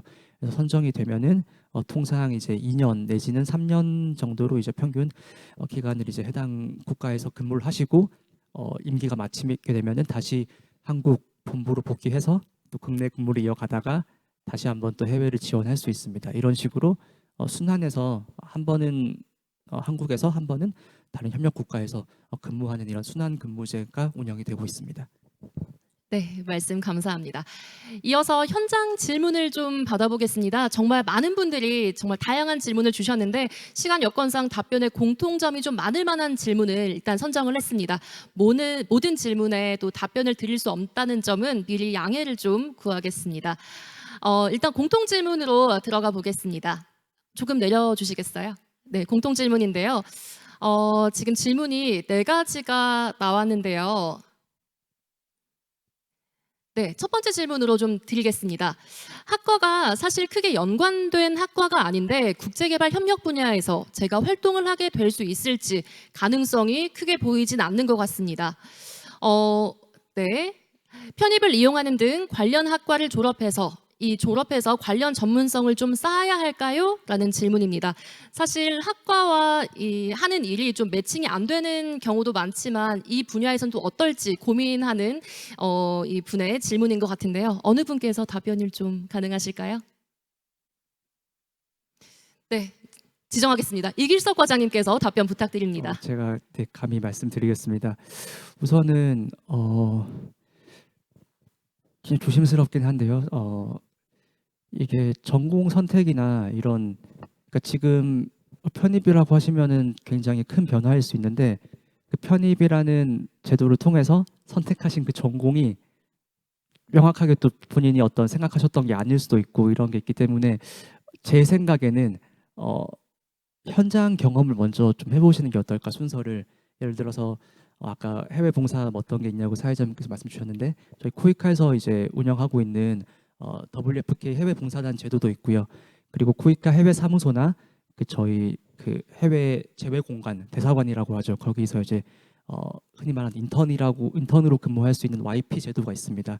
그 외에 뭐 코디네이터 제도, 국제기구에서 근무할 수 있는 뭐 UMV, 뭐 KMCO 제도 이런 여러 가지 그 학생 신분이면서도 지원 가능한 어떤 그런 유형들이 있는 것으로 알고 있고 실제로 먼저 개발 협력이라고 하는 현장에서 정말 업무의 한 부분이라도 체험을 해본다면은 그 체험하는 과정에서 내가 이런 쪽을 더 공부를 해보고 싶다는 게 오히려 더 선명해질 수도 있다고 생각하기 때문에 이게 뭐 닭이 먼저냐 이게 뭐 달걀이 먼저냐 이럴 수도 있겠지만은 확신이 들지 않는 상태에서 좀 이렇게 더 많은 어떤 대학 학문 분야에서 더 이렇게 하시기보다는 혹시나 이제 여건이나 기회가 되신다면은 개발 협력의 실무를 그리고 국내에서 해외가 부담되신다면은 국내 여러 사업 수행 기관들에서도 하는 이런 인턴 제도도 많이 있기 때문에 이런 쪽을 먼저 경험을 해보시면서 오히려 어떤 부분을 더 공부해야 될지 구체화할 수도 있지 않을까 하는 생각을 드려봅니다. 네. 네, 학부생 입장에서 할 수 있는 게 어떤 게 있을까라는 질문도 주셨는데 여기에 대한 답변으로도 가름할 수 있을 것 같고요. 또 다른 분야 관련 학과를 또 복수 전공할지 아니면 현재 전공하는 과를 심화 전공하는 게 좋을지 이런 고민도 있다고 하는데 짧게 답변 주신다면 과장님 어떻게 볼 수 있을까요? 네, 사실 저도 누군가 대상이 있으면 참 여쭤보고 싶은 질문인데 마찬가지로 본인이 장기적으로 어떤 커리어 목표를 달성하고 싶고 어떻게 성장하고 싶고 그러니까 본인의 어떤 희망이나 어떤 욕망 같은 것들이 조금 더 구체화될 수 있다면은 그거에 따라 정해지지 않을까 싶어요. 근데 저도 여전히 하고 있는 고민이고 좀 실질적으로 도움이 되는 답변을 드리는데 한계가 있어서 좀 죄송하다는 말씀을 드리겠습니다. 네, 많은 분들이 또 이게 상황이 다 다르다 보니까 이게 더 좋다, 나쁘다라고 바로 답변 드리긴 좀 어려운 것 같습니다. 자, 이제 국경 없는 의사회 최지훈 활동가님께 들어온 질문인데요. 그 한국의 국경 없는 의사회가 아닌 개발도상국에 상주하고 있는 국경 없는 의사회 채용에 직접 지원이 가능한지 궁금합니다. 어떨까요? 네, 네, 개발도상국에 상주하고 있는 채용이 길어야 1년에서 2년, 3년 정도까지밖에 안 됩니다. 그리고 그런 상주 포지션 같은 경우에는 더 많은 경력과 경험을 요구하기 때문에 일반적으로 초기에는 지원하기 어렵습니다. 그 외에도 사무실에서 근무하는 경우도 있는데 한국 국계 없는 사무실에서 채용해서 지원할 수도 있고 또는 해외 본사 유럽의 본사가 5군데가 있는데 그 중에 한 군데에 채용 공고를 확인해서 지원해 보시는 것도 좋을 것 같습니다. 네, 감사합니다. 아까 단기 활동자를 잠깐 언급하시기도 하셨는데요. 국경 없는 의사회 봉사활동 형식으로 단기 참가가 가능한지 이것도 좀 짧게 답변 부탁드립니다. 네, 제가 활동했던 현장에서는 봉사 활동은 없었습니다. 다른 기관의 봉사 활동자와 저희가 협력하는 경우는 있었는데 저희가 직접 봉사 활동을 모집하는 거는 제가 알지는 못합니다. 그리고 단기 활동 아까 제가 말씀드린 것은 단기 방문자인데 제가 단기 파견직에 대해서도 말씀드릴 수 있을 것 같습니다. 그 단기 방문자 같은 경우에는 본사에서 이제 그 코칭 또는 교육 그런 목적으로 방문을 하기도 합니다. 그리고 단기 파견직 같은 경우에는 그 긴급 구호 상황, 예를 들어 지진이나 뭐 에볼라 유행병 이런 것 같은 경우에는 단기적으로 2달 정도 파견을 하기도 합니다.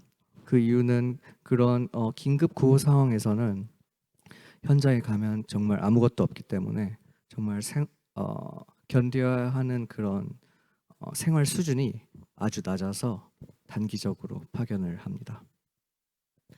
네, 답변 감사합니다. 충분한 답변이 되셨을 거라 기대해 봅니다.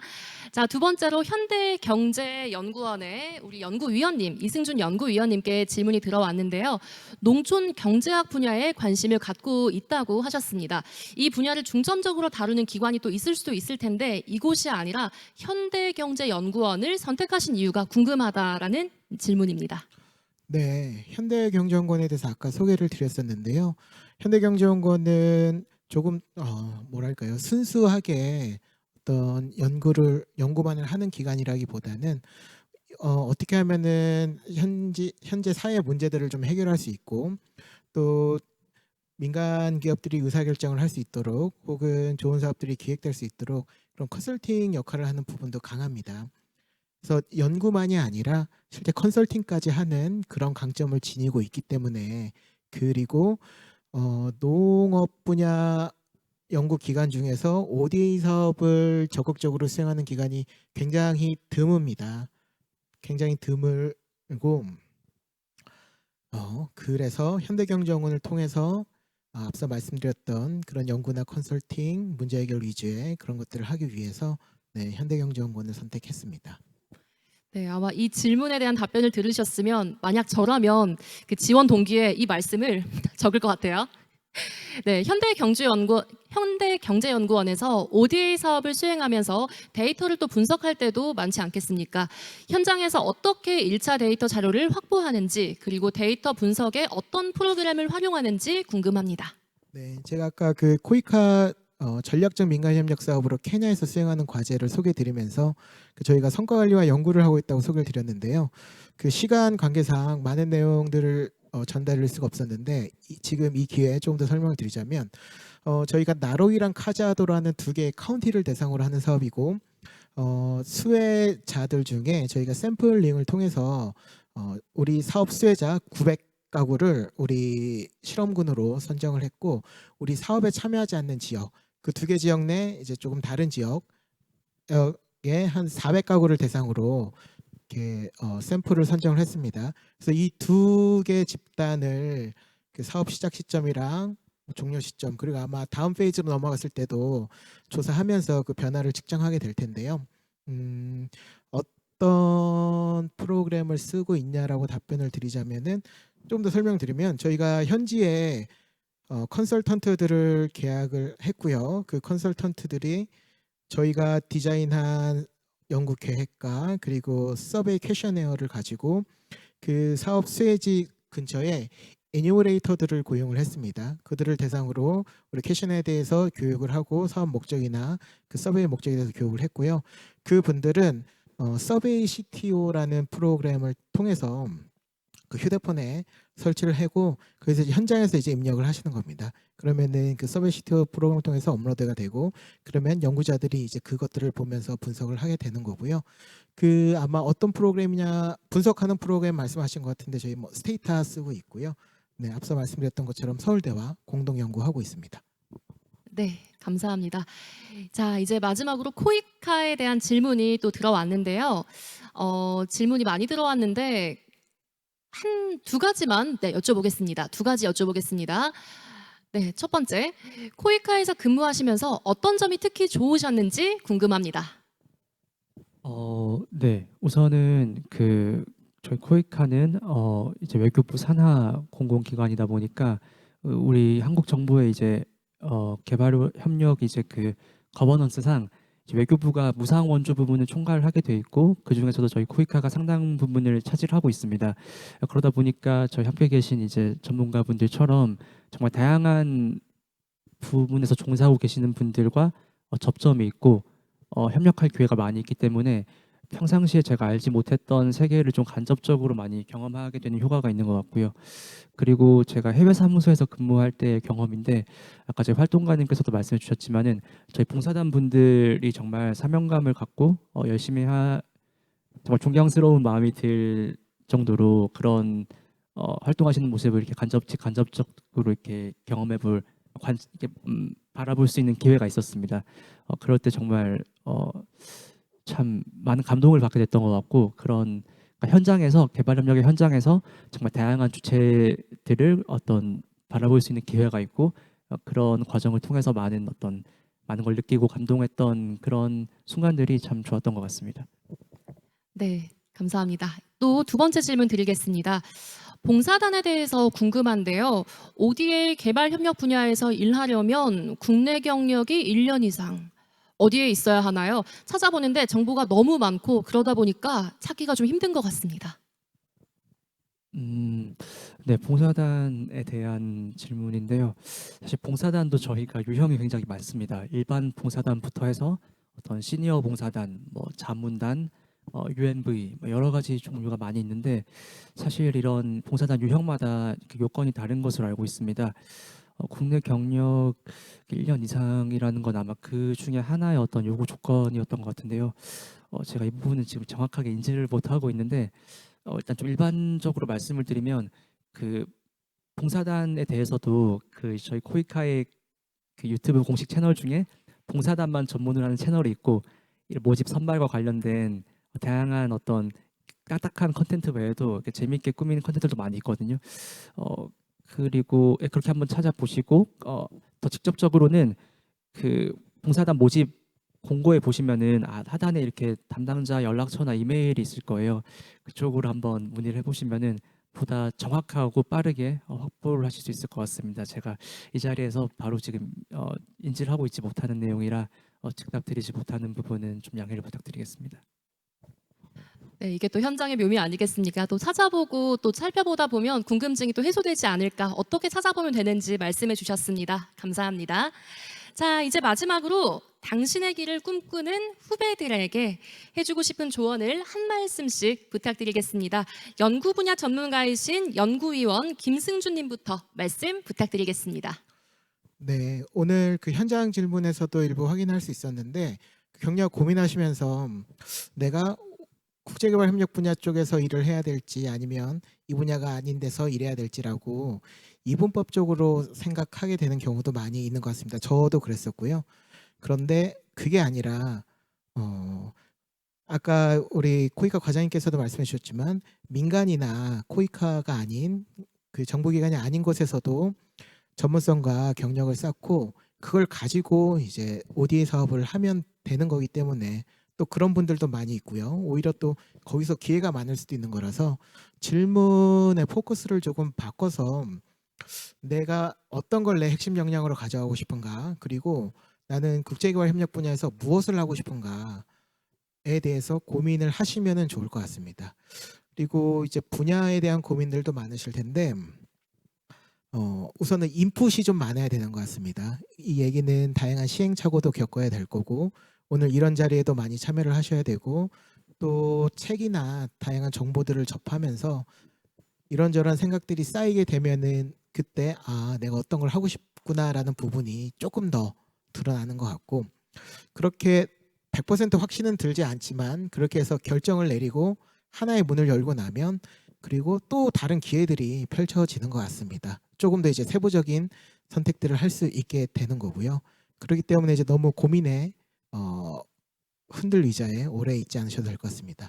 한 가지만 더 말씀을 드리자면 T자형 인재라는 이야기들을 많이 하는데 우리 국제개발협력에서도 그게 굉장히 중요한 것 같습니다.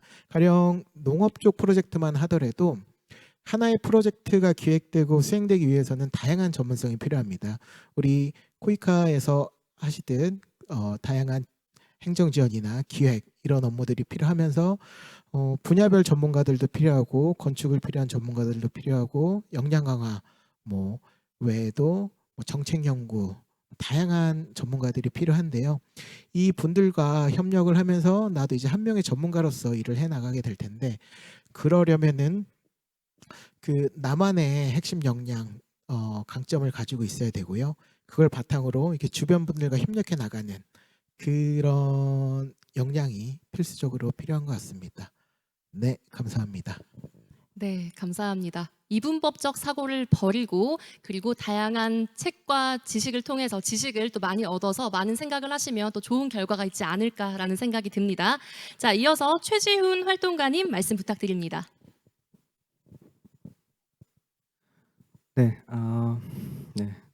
네, 국제 인도주의 기구에서 이 길을 꿈꾸고 있는 후배들에게 해주고 싶은 조언은 대부분의 인도주의 구호 단체의 공용어가 영어와 불어이기 때문에 먼저 전문적인 업무 언어 능력을 기르시길 바랍니다.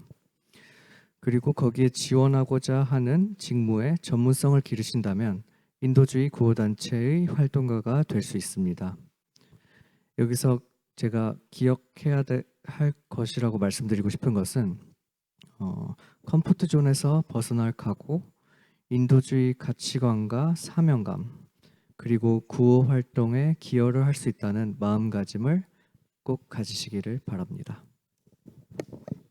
네, 고맙습니다. 이어서 행정 분야 전문가죠. 이길석 과장님 말씀 부탁드립니다. 네, 저도 연구위원님께서 해주셨던 말씀에 조금 얹어서 말씀을 드리고 싶은데요. 이게 내가 개발 협력 관련된 분야로 가느냐, 가지 않느냐 이런 이분법적 사고라기보다는 아까 그 질문 주셨던 분들 중에 그 설계 전공하신 분에 대해서 제가 답변 드렸던 내용을 기억하실까요? 그 저희 DR 콩고 민주공화국 국립박물관 건립 사업을 할 때 그 설계를 담당했던 국내 건축사 사무소가 있습니다. 거기에 참여하셨던 분들은 제가 상상을 해보면은 평상시에는 대부분의 업무가 국내 어떤 건축물들을 설계를 하든지 설계 공모전에 지원하고 이런 업무가 주셨을 수도 있는데 또 본인의 역량을 활용해서 때에 따라서는 해외 이제 개발 협력 사업에도 본인의 어떤 기여를 하실 수 있는 이런 부분이기 때문에 반드시 기관의 성격이 저희 코이카처럼 정말 이 기관은 그냥 ODA 개발 원초를 하는 기관이다 고 되어 있지 않더라도 본인께서 다른 일견 관련이 적어 보이는 쪽으로 만약에 커리어를 가져가시더라도 항상 이제 개발 협력과 접점이 있을 수가 있어요. 그렇기 때문에 항상 우리나라 그 ODA에 관심을 가져주시고 본인의 어떤 전문성을 더 갈고 닦으셔가지고 직접적으로든 간접적으로든 많이 기여해 주시고 도움을 주시면 좋을 것 같습니다. 네. 네, 감사합니다. 지금 시간이 좀 남았다라고 하는데 질문 조금 더 이어가도 괜찮을까요? 얼마 정도 여유가 있을까요? 알겠습니다. 그러면 사실 저도 다 여쭤보고 싶었는데요. 이제 좀 편안하게 여쭤보겠습니다. 네, 좀 아래로 내려주시겠어요? 네, 꼭 이 질문을 해달라고 하셔서 이거 말씀드리겠습니다. 네, 제너럴리스트와 스페셜리스트 아까 말씀해 주셨습니다. 비슷한 고민이 들어서 질문 드리는데요. 학과 특성상 언어나 지역 전문성을 쌓기에는 좀 유리한 학과라는 생각이 들지만 교육이나 보건, 농업 등 특정 분야에 대한 전문성은 아무래도 좀 떨어지는 것 같습니다. 복수 전공에서 전문성을 쌓는 게 좋을지 아니면 전공하는 과를 더 심화 전공하는 게 좋을지 질문 드리는데요. 아까 과장님께는 여쭤봤었고 이제 연구위원님과 그리고 활동가님에게 좀 여쭤볼까 싶습니다. 답변 좀 부탁드려도 될까요? 네. 이 질문을 보고 저도 생각을 했는데 너무 어려운 질문이라서 제가 답변을 드릴 수 있을까라는 생각을 했었고요. 아마 우리가 제너럴리스트가 될 것인가 스페셜리스트가 될 것인가라는 고민을 많이들 하고 계시고 저도 여전히 하고 있습니다. 그렇게 말씀드리고 우선은 질문 주신 분께서 어떤 학과신지를 알 수가 없고 또 복수 전공하려는 과가 어떤 곳인지도 알 수가 없어서 일반적인 답변을 드리기가 많이 어렵고요. 다만 이제 학부에서 어떤 걸 전공했느냐도 있지만 그 석사나 박사 과정에서 어떤 걸 전공했다라는 것이 그 커리어에 도움이 될 수도 있는 부분이라서 꼭 지금 당장 어떤 걸 선택해야 되는 건 아닐 수도 있겠다는 말씀을 드리고요. 그리고 한편으로는 이제 제너럴리스트와 스페셜리스트라는 것도 마찬가지로 너무 이제 이분법으로 생각을 하면 안 될 텐데 제가 요즘 고민하는 것 중에 하나는 네, 학과가 떴습니다. 서문학과라고 합니다. 좋은 학과시네요. 네, 우리 중남미 ODA 사업에 대한 수요도 많이 있죠. 네, 부럽니다. 죄송합니다. 네, 우리 사업프리카에도 다양한 그 니즈가 있죠. 불어가 맞나요? 스페인어죠? 네, 죄송합니다. 스페인어입니다. 아닙니다. 네. 하여튼 좋은 학과이시고요. 네. 아마도 그렇다라면은 제 소견은 지극히 주관적인 개인적인 의견은 복수 전공을 하시는 것도 저는 도움이 될 것 같습니다. 그런데 내가 어떤 분야를 지금 선택하기가 어려우실 거예요. 저도 20대 중후반에 그 시작을 해서 30대 한 중반, 초중반쯤 됐을 때나 내가 이 분야로 해야 되겠다라는 결정을 할 수 있었는데 그렇다라면은 꼭 이렇게 좀 폭 좁은 분야보다는 국제개발 협력에서 폭넓게 쓸 수 있는 부분을 복수 전공하시고 그 이후에 석사 과정이나 그 이후 단계에서 이렇게 하시는 것도 선택을 하시는 것도 좋겠다는 생각이 들고요. 네.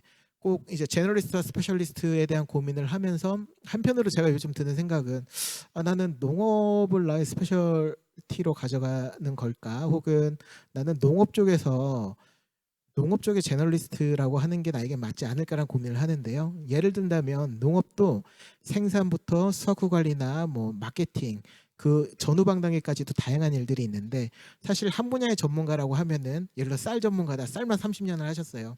그러면 이제 그분들은 이제 주로 이제 쌀에 대해서만 보시게 되는 거죠.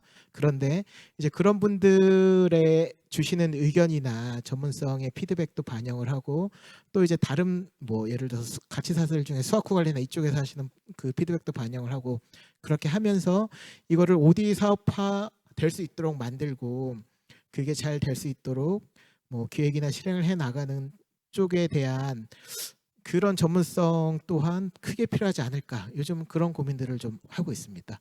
네, 감사합니다. ODA 분야라고 해서 이제 위원님께 들었는데 국경협력 의사회에선 사실 답변이 좀 애매하겠죠? 넘어갈까요? 네, 이거 넘어가겠습니다. 네, 이제 국경협력 의사회에 들어온 질문 드리겠습니다.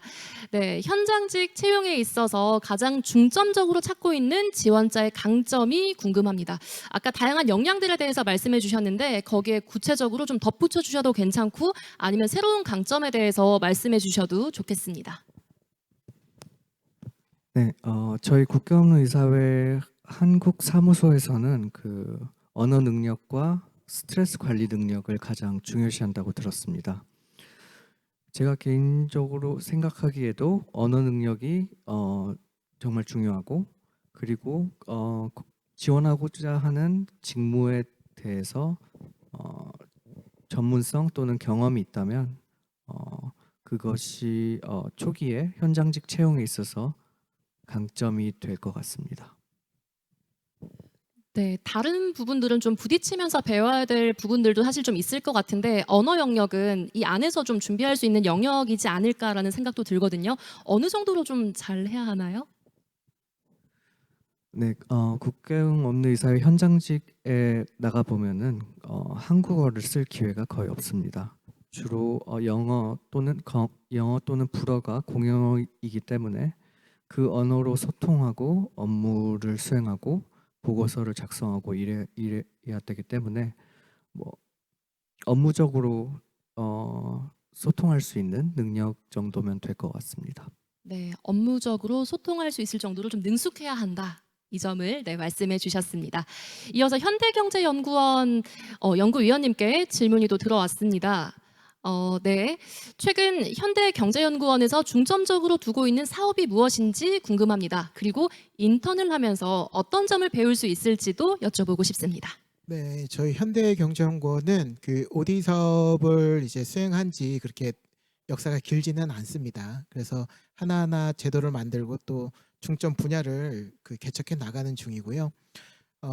저희가 주력하고 있는 분야 중에 하나는 이제 에너지. 저희가 또 이제 국내 산업 연구들을 하고 있기 때문에 뭐 태양광이나 수소 이런 쪽 연구들도 많이 하고 있는데, 네, 그런 전문 인력과 전문성을 활용하는 에너지 부분에 또 강조를 하고 있고, 또 하나는 보건의료 쪽, 그리고 제가 하고 있는 이제 농업 쪽, 그리고 기후변화 대응, 그리고 성과 관리랑 평가 쪽은 또 하나의 또 파트로 떼내서 요 5가지 정도에 집중을 하고 있고요. 그리고 이 중에서는 저희가 아까 소개드렸던 것처럼 이제 정책 연구들을 하고 있고 사업 기획, 이 타당성 조사 이런 쪽에 좀 더 중점을 많이 두고 있습니다. 그리고 저희가 YP를 이제 매 반기마다 코이카의 그 지원으로 채용을 하고 있고요. 그 YP 같은 경우는 사업에 참여를 하시면서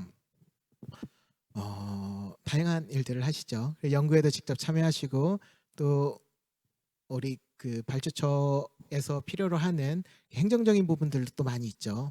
이제 그 부분들도 하시고, 네.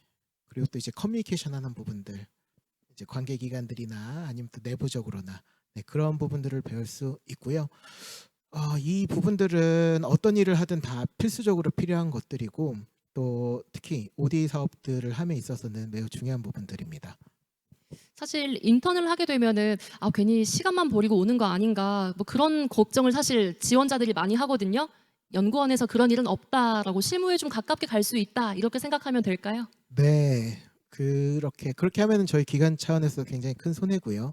그 지원자 본인도 그러시기 때문에 그래서 저희는 이제 채용 인터뷰를 하는 과정에서 우리가 어떤 일을 해야 되는지에 대해서도 이야기를 하고 또 우리 기관에게 궁금한 것들 물어보시게끔 하면서 서로 이렇게 니즈가 맞는지 그런 부분들을 확인하고 있고, 네, 중요한 전력으로서 활용을 하고 있고, 또 하나 사족으로 좀 말씀드리자면은 이제 자신의 적극성도 되게 중요한 것 같습니다.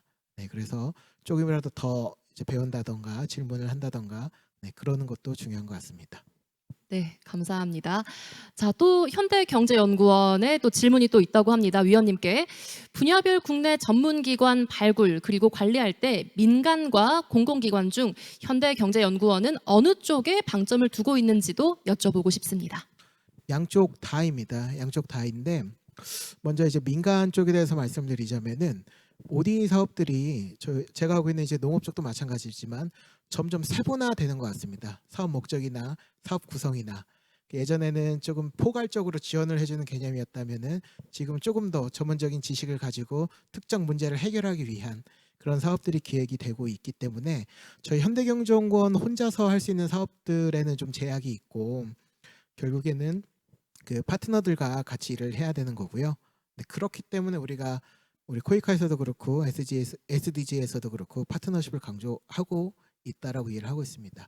공공기관 같은 경우에도 저희가 뭐 사업 발굴 단계에서부터 같이 협력할 수 있는 것들이라든가 아니면은 또 신뢰관계를 쌓기 위해서 계속 노력하고 있습니다. 네, 위원님 말씀 감사합니다. 자, 이제 코이카에 질문 있다고 또 글을 올려주셨는데요.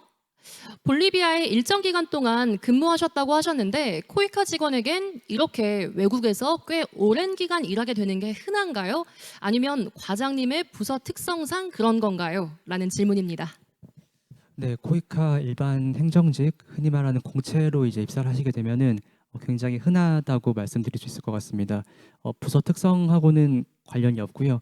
예를 들어서 지금 이 순간에도 그 코이카 이제 한국에 있는 코이카 본부 본사의 한 직원이 300분이 넘게 근무하고 있다고 한다면은 해외 사무소 약 이제 47개 해외 사무소 그리고 주재원까지 다 포함한다면은 100여 분 이상이 지금 해외에서 근무를 하고 있습니다. 조금 더 와닿게 말씀을 드리자면은 코이카에 입사를 해서 만약에 10년, 20년 이렇게 경력을 아니 정년까지 경력을 이어간다고 할 때 오히려 해외 사무소에 2, 3년 파견 경험이 없는 게 더 어렵지 않나 싶을 정도로 보통 15년, 20년 근무하셨으면은 뭐 두세 번 다녀오신 분도 많은 경우에 계시고요. 그러니까 얼마나 잦은 빈도로 파견이 됐다가 그러니까 해외와 본부로 오갈지는 본인이 적극적으로 지원하느냐에 따라 다르겠지만 코이카에 정년까지 근무한다고 가정했을 때 한 번도 안 가는 게 오히려 더 힘들지 않을까 떠밀려서라도 이제 가는 경우가 흔합니다. 아주 흔합니다. 부서 특성은 아니고 외국에서 2, 3년 근무하는 거는 흔하다고 답변드리겠습니다. 네, 말씀 감사합니다. 네, 직무와 경험 그리고 질문과 답변을 통해서 이 시간 정말 풍성하게 꾸며지지 않았나라는 생각이 듭니다. 오늘 준비한 모든 순서가 아쉽게도 마무리됐습니다.